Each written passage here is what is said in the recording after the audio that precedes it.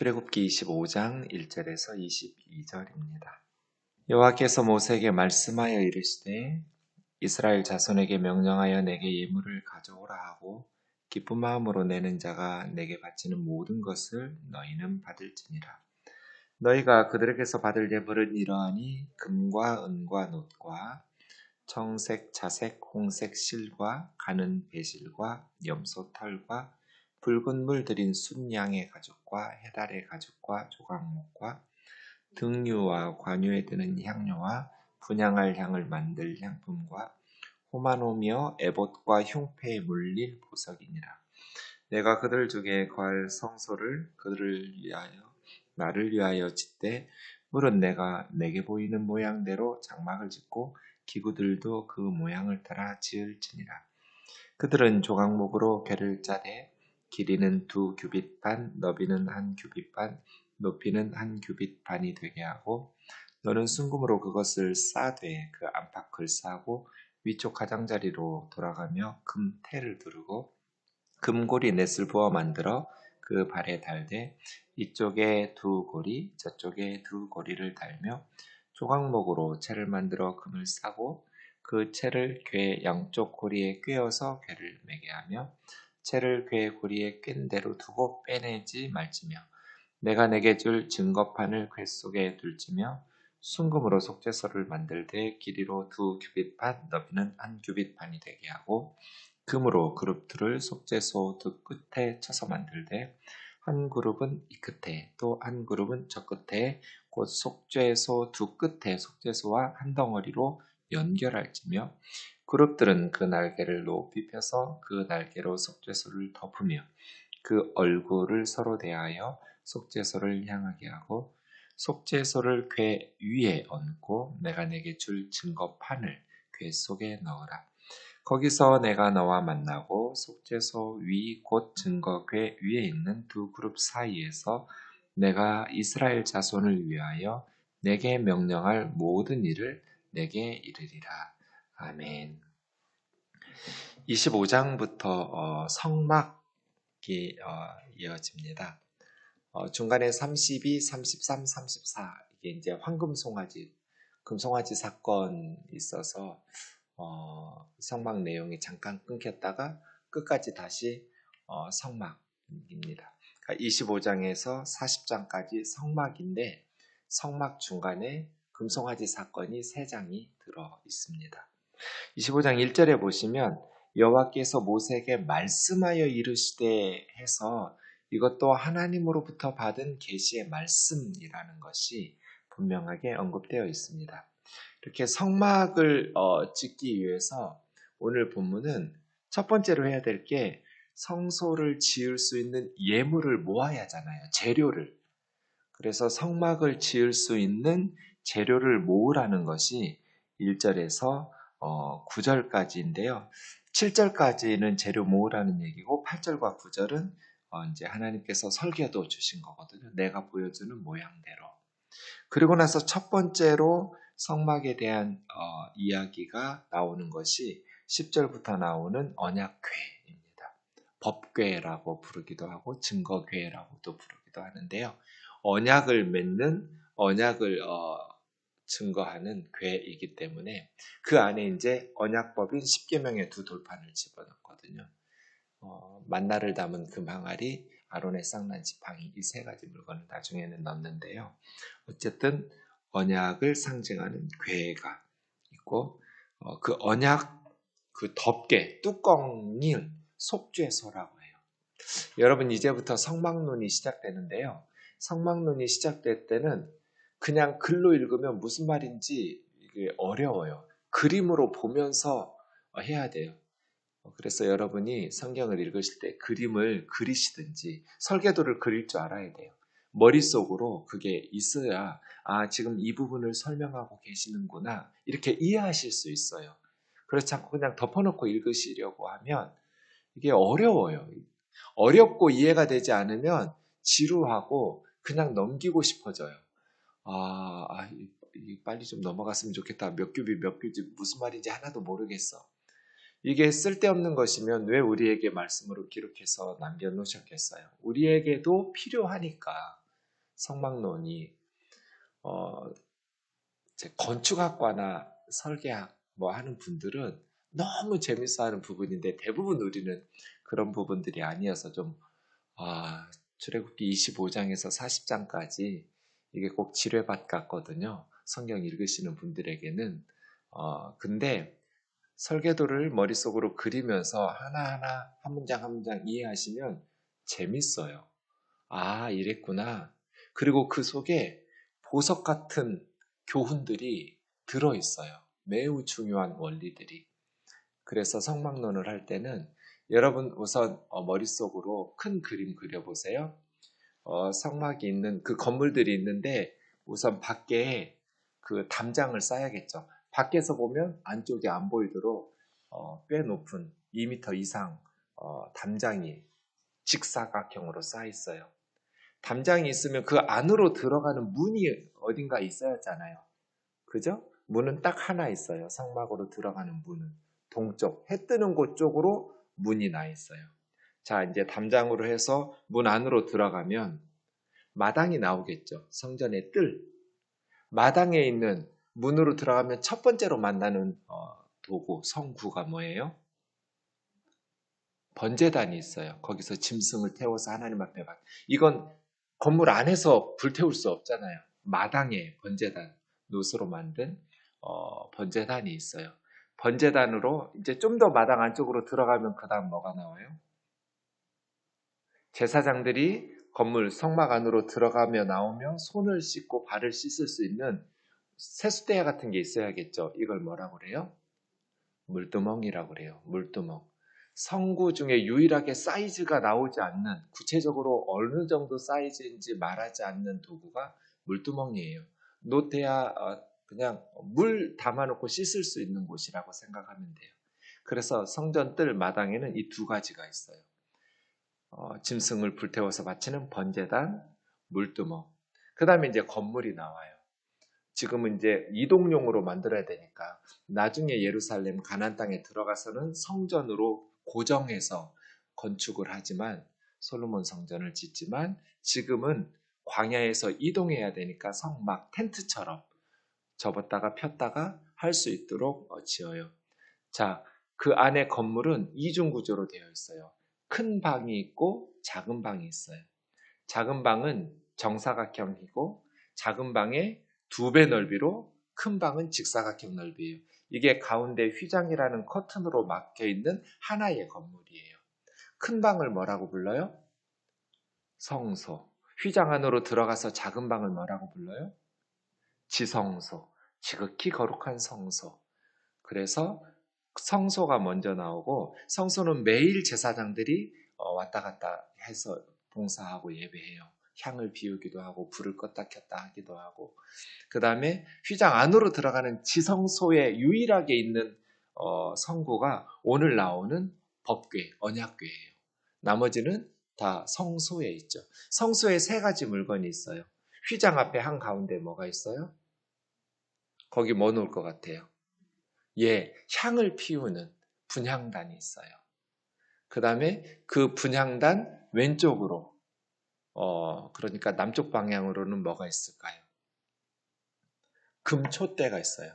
금촛대는 금으로 만든 불 켜는 그래서 양쪽에 3개, 가운데 하나 해서 7개의 불을 밝히도록 금촛대 여러분 인터넷 같은 데 보시면 금촛대가 있어요. 그 맞은편에는 뭐가 있어요?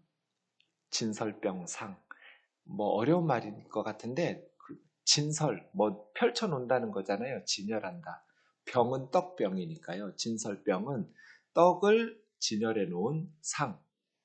크지 않은 상이에요. 그래서 12지파를 상징하는 12개의 떡덩어리를 도너츠처럼 가운데 구멍을 내가지고 해요. 그래서 이 진설병상이 크지 않거든요. 12개를 늘려놓으면 그 사이즈가 안 나와요. 그래서 6개씩 아마 이렇게 수북이 쌓아서 고리처럼 가운데 도너츠처럼 만들어서 6개, 6개 이렇게 해놨을 것 같아요. 이렇게 3가지가 있어요. 분향단, 금촛대, 진설병상. 이게 성소에 있는 그 다음에 그 안으로 들어가면 이제 지성소죠. 지성소 안에 언약궤가 있죠. 언약궤. 언약궤가 중요한 것은 언약궤의 덮개예요. 뚜껑. 언약궤 뚜껑을 속죄소라고 그래요. 오늘 본문에 나오는 속죄소. 죄를 용서받는 장소. 혹은 시은소라고 부르기도 해요. 시는 베풀 시자잖아요. 은혜를 베푸는 장소. 거기에 하나님이 임재하는 거예요. 하나님이 불기둥 구름기둥으로 임재하실 때는 지성소에 있는 언약궤 뚜껑과 그 뚜껑의 속죄소에 거기에 하나님께서 임재의 상징을 보여주시는데 그 뚜깨 양쪽 끝에 그룹이라고 하는 이 케루빔이라고 해요. 케룹 단수는 케룹이고요. 이임이 붙으면 복수해서 케루빔 이렇게 하기도 하는데요. 그룹이라고 우리는 그냥 한글 성경에 소리 나는 대로 번역했어요. 천사라는 뜻이에요. 뭐 그룹 짓는다는 영어가 아니라 이스라엘 말이에요. 그룹이 천사라는. 그러니까 두 천사를 양쪽에 언약궤 뚜껑 양쪽 끝에 서로 마주보고 고개를 숙이고 날개를 두 개 쫙 펴서 양쪽 끝에 천사들이 날개를 서로를 마주보며 펴는데 날개 끝이 서로 맞닿게 되어 있어요. 그 천사와 천사 사이, 그룹과 그룹 사이 그렇게 두 개의 천사의 형태를 만들어서 뚜껑에다가 올려놓은 거죠. 거기가 속죄소예요. 다 그려지시죠? 어렵지 않아요. 아, 목사님 무슨 말하는지 모르겠다. 난 그냥 딴 생각할래. 하면 성막론을 전혀 이해하실 수 없어요. 근데 그려보거나 머릿속으로 암기해 놓으면 읽을 때마다 지금 여기 이야기하시는구나. 지금 이 부분 말씀하시는구나. 쉽게 이해하실 수 있어요. 그래서 성막을 머릿속에 그리셔야 돼요. 네, 제가 막 눈으로 보여드리기도 하고 여러 차례 했던 것 기억하실 거예요. 1절부터 보시죠. 7절까지. 여호와께서 모세에게 이르시되 이스라엘 자손에게 내게 명령하여 이 예물이라는 것은 그 다음 2절에 보면 내게 바치는 모든 것 같은 단어예요. 예물이라는 단어하고 바친다라는 단어하고 그러니까 예물이라는 것은 하나님 앞에 바치는 헌물, 하나님께 드리는 예배 때 하나님 앞에 예배하듯 드리는 것이죠. 그런데 원칙이 뭐냐면 2절에 기쁜 마음으로 내는 자예요. 기쁜 마음으로. 그러니까 억지로 강요해서가 아니에요. 하나님 앞에 드리는 것의 가장 중요한 원리는 액수가 크냐 작냐가 아니에요. 기쁜 마음으로 해요. 하나님께 드리는 것이 자발적으로 우러나서 자녀들이 이렇게 하는 것이 자발적으로 우러날 때 기쁘지 억지로 막 부모님에게 선물하는 게 얼마나 부담스럽고 마음이 불편하시겠어요. 부모 입장에서 그거 받으려면. 그죠? 근데 기쁘게 하나님도 마찬가지죠. 네. 내가 하나님께 기쁘게 드릴 수 있는 많이 드려야 한다. 이런 생각을 저는 좀 조심해야 된다고 봐요. 자동차가 잘 달리는 자동차가 좋은 자동차가 아니라 잘 달리기도 해야 되지만 서야 될 땐 브레이크가 없는 자동차는 흉기잖아요. 서야 될 땐 잘 서야 돼요. 하나님 앞에서도 마찬가지예요. 그래서 사역하는 사람들은 저 같은 사람들은 욕심 부리면 성도들이 힘들어져요.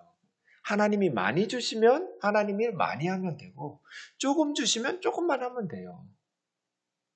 그게 목사 욕심이고 선교사의 욕심이지 하나님의 일은 하나님 주시는 만큼 많이 주시면 많이 하고 조금 주시면 조금만 하면 돼요. 많이 하는 게 다 좋은 게 아니에요. 왜냐하면 억지로 하게 돼요. 나중에 욕심을 부리게 되면. 기쁜 마음이 사라져 버려요. 하나님 앞에 드리는 게 너무 행복한 일이잖아요. 네. 제가 청년들한테 10분의 1은 드렸으면 좋겠다. 너희들 삶에. 꼭 교회다가 헌금 안 해도 된다. 너희들이 아는 선교사님이든지 아니면 너희들이 아는 정말 꼭 필요한 10분의 10을 다 너희 자신을 위해서 쓰면 너희들 스스로 너희들 삶이 하나님 앞에서 당당하지도 못하고 좀 값싸질 거다. 너희들이 쓰는 10분의 9보다 하나님께 드리는 10분의 1이 훨씬 더 너희들의 인생을 값지게 만들 거다. 스스로도 뿌듯할 거다. 보람 있을 거고. 이기적으로 살면 사람은 싸구려가 돼요. 이타적인 삶을 살 때 우리가 명품 인생이 되잖아요. 그래서 근데 그거를 막 억지로 강요해서 이렇게 아니고 진짜 하나님 앞에 함께 모여서 선교하고 구제하고 너무 행복하잖아요. 그러니까 하나님 앞에 드리는 건 기쁘고 행복한 일인데 욕심을 부리면 브레이크가 없으면 이게 오버하게 되고 힘에 지나게 되고 그럼 너무 부담스럽게 되고 그렇게 돼요. 그럼 전도를 못하게 돼요. 안 믿는 사람 데리고 가고 싶은데 교회만 가면 헌금하라는 설교를 하니까 그게 하나님 일인 건 알겠지만 그럼에도 불구하고 너무 무거운 거예요. 그건 하나님이 기뻐하시는 사역이 아니에요. 우리를 위해서 아껴 써야죠. 그래서 우리를 위해서는 최소한, 그리고 선교와 구제를 위해서는 최대한 풍성하게 아낌없이, 이게 이제 교회의 정신이어야 되는데 성도의 삶의 방식이어야 되고, 나를 위해서는 검소하게 아껴 쓰고, 그리고 하나님 일들을 위해서, 선한 일들을 위해서는 풍성하게 나누면서 살아가야 되는데 이것이 기쁘고 행복한 일이잖아요. 그래서 아예 처음 그냥 아예 여호와께서 모세에게 말씀하시되 예물 가져오게 하라 하면서 첫 마디가 기쁜 마음으로 내는 자예요. 기쁜 마음으로. 이게 성막론의 첫 번째예요. 첫 번째. 기쁘게 하나님 앞에 드리는 건 너무나 행복한 일이에요. 그러려면 자원함으로 작정헌금 시키고 강요하고 막 이런 거 아니에요. 부유한 사람들은 금 가져오겠죠. 가난한 사람들은 실 가져와요. 근데 모두 다 받으라고 그래요. 모두 다. 그러니까 2절 끝에 보면 내게 바치는 모든 것을 너희는 받을지니라. 이까짓 거 가져왔어? 이런 게 없어요. 가난한 사람은 자기가 최선을 다해서 기쁜 마음으로 가져온 건데 이런 걸 바치면 어떡해? 그러지 말라는 거예요. 부유한 사람들은 귀한 거, 비싼 거, 좋은 거 가져오겠죠. 가난한 백성들은 정말 볼품 없어 보이는 거 가져오겠죠. 하나님께서는 기쁜 마음으로 내게 가져오는 예물은 다 받으라는 거예요. 이런 건 안 돼. 이런 게 없어요. 내게 바치는 모든 것. 교회 일이 그렇죠? 네. 가난하면 가난한 대로, 부유하면 부유한 대로, 모자라면 모자란 대로 그냥 하나님 앞에 열심히 최선을 다해서 드리는 거죠. 난 가난하니까 헌금 안 해도 돼. 누가 그랬어요? 성경 어디에 그런 구절이 써 있어요? 부자들 많은데 뭐 우리 교회는 돈 있는 사람들이 내서 하면 되지. 그건 그 사람들 얘기고요. 내게 있는 거 이까짓 거 바쳐도 될까? 기쁜 마음으로만 내면 모든 것을 하나님이 받으셔서, 그래서 하나님의 일은 하나님께서 설계도 주시고 사람들이 예물을 가져와서 노동력으로 해서 함께 짓는 거예요. 하나님의 사역은 그렇죠? 하나님께서 명령하시고 말씀하시고 성령님께서 은혜 주시고 동행하시고 또 이렇게 하라고 말씀 주시고 설교도 주시면 우리가 헌신하고 또 힘을 모아서 하나님의 일들을 동역하면서 이루어가는 것이죠. 받을 예물들은 7종류였어요. 금속, 천, 가죽, 나무, 기름, 향, 보석. 금은 놋, 청색, 자색, 홍색 실, 가는 배실, 염소 털, 붉은 물들인 순양의 가죽, 해달의 가죽. 네, 가죽들이 있어야 돼요. 이제 언약 덮개, 방수용으로 쳐야 되니까. 조각목은 아카시아 나무예요. 가벼우면서도 단단하고 튼튼해서 아카시아 나무가 또 그 지역에서 많이 쉽게 구할 수도 있고요. 기름은 등유와 관유에 드는 향료. 등유라는 것은 빛을 밝히는 네, 마오르, 쉐멘이 유 기름인데요. 쉐멘 마오르예요. 빛을 내는 기름, 올리브 기름이에요. 나중에 보시면. 그래서 불을 밝히는 등유가 있고요.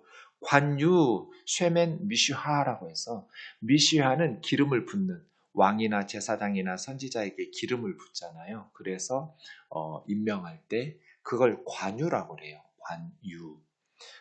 기름을 부는 그런 기름. 네.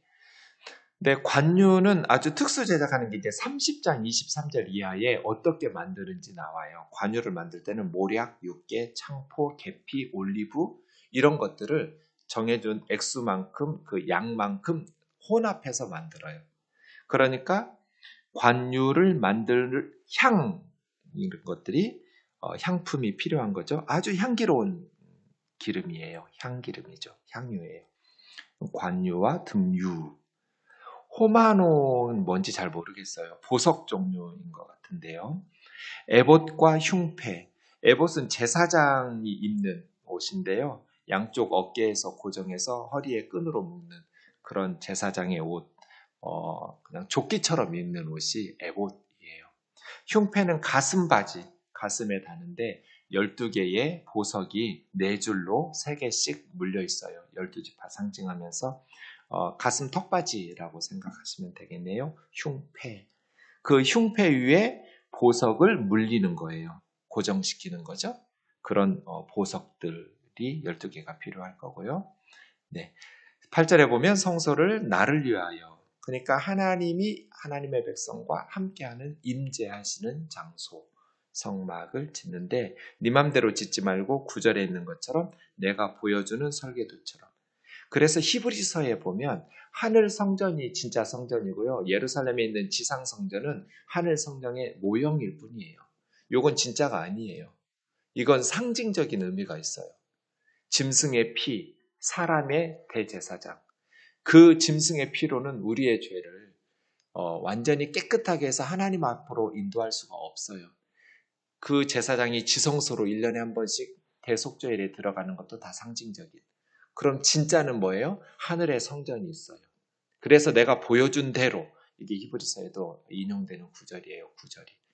그래서 진짜 대제사장은 맨날 죽어가지고 아들로 세습되는 인간 수십 명의 제사장이 아니라 예수 그리스도가 한 분, 예수 그리스도가 참 제사장이고, 진짜 속죄 제물은 양의 피, 짐승의 피가 아니라 예수 그리스도의 십자가의 보배로운 피이고, 진짜 지성소 하나님의 임재는 하늘에 계시고, 땅에 있는 성막은 임재를 상징하는 불기둥, 구름기둥으로 하나님이 잠시 머무는 것처럼 상징적으로 만드는 건물이지, 그게 진짜 하나님이 거기 계시는 거 아니에요.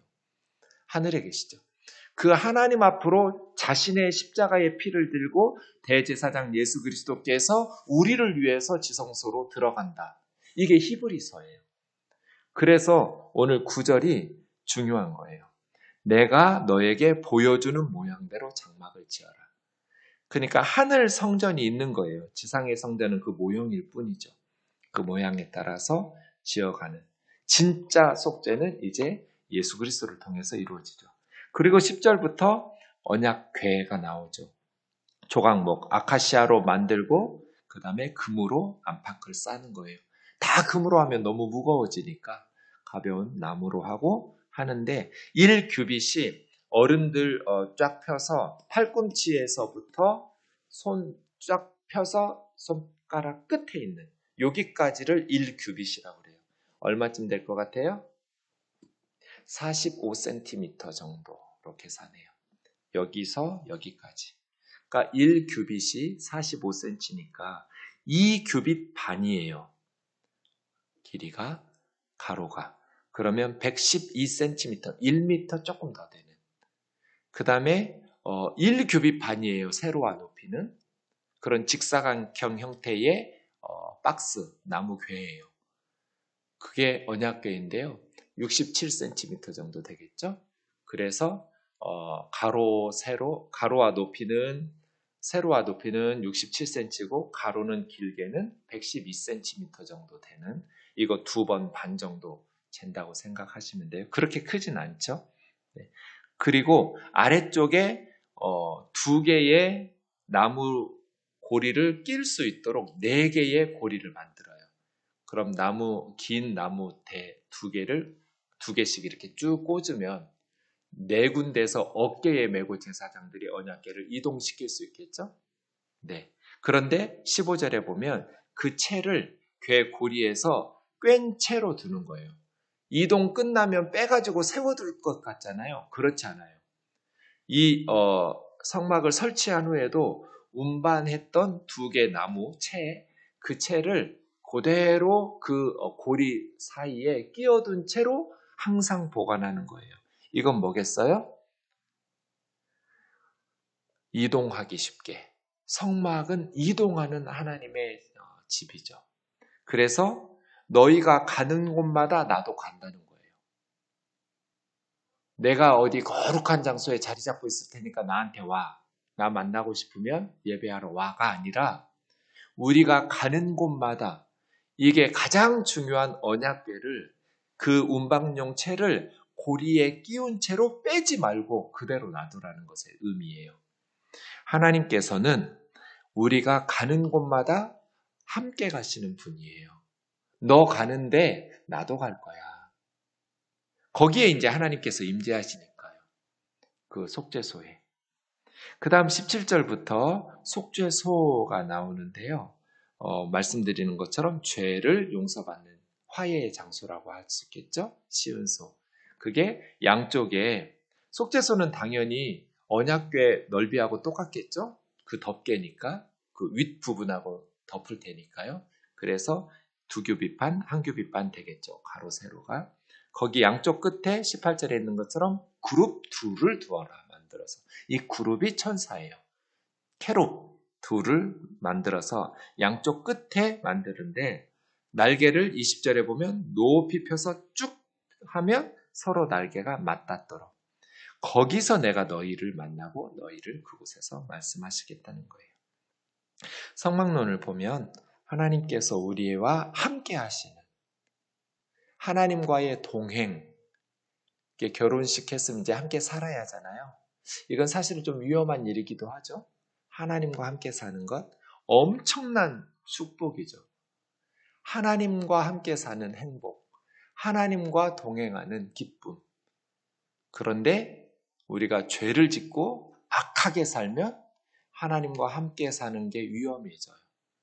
그래서 십계명, 율법 말씀들을 성경 말씀을 우리가 바르게 공부하고 바른 성경 지식을 가지고 순종하면서 하나님과 동행하는 행복한 삶을 살아가면 좋겠어요.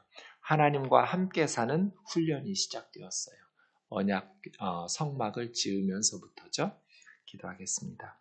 하나님 아버지, 언약궤 고리에 운방용 채를 빼지 말라고 말씀하신 것, 또 하나님이 보여주신 설계도를 인간들이 기쁜 마음으로 드린 예물을 통해서 또 인간들의 수고를 통해서 지어가는 것, 하나님과 우리가 함께 하나님의 나라들을 세워가게 하신 것을 감사합니다. 하나님의 일에 우리를 사용하여 주시고 우리를 불러주셔서 감사합니다. 하나님 나라에 기도하는 일꾼으로 말씀을 전하는 일꾼으로 불러주셔서 감사합니다. 하나님께 쓰임받는 기쁨, 하나님께 드리는 행복을 만끽하면서 주님 섬길 수 있도록 인도하여 주옵소서. 예배할 때 주님 앞에 섬기며 예물 드릴 때 기쁜 마음으로 주님 앞에 드릴 수 있도록 나 그대에게 모두 드리리 노래 가사 제목처럼 하나님을 사랑하는 마음으로 그러나 욕심껏 하나님의 일 브레이크 없이 하지는 말게 하시고 우리에게 주신 것 가운데에서 기쁘고 감사한 마음으로 우리의 삶을 드릴 수 있도록 인도하여 주옵소서. 예수님의 이름으로 기도하옵나이다. 아멘.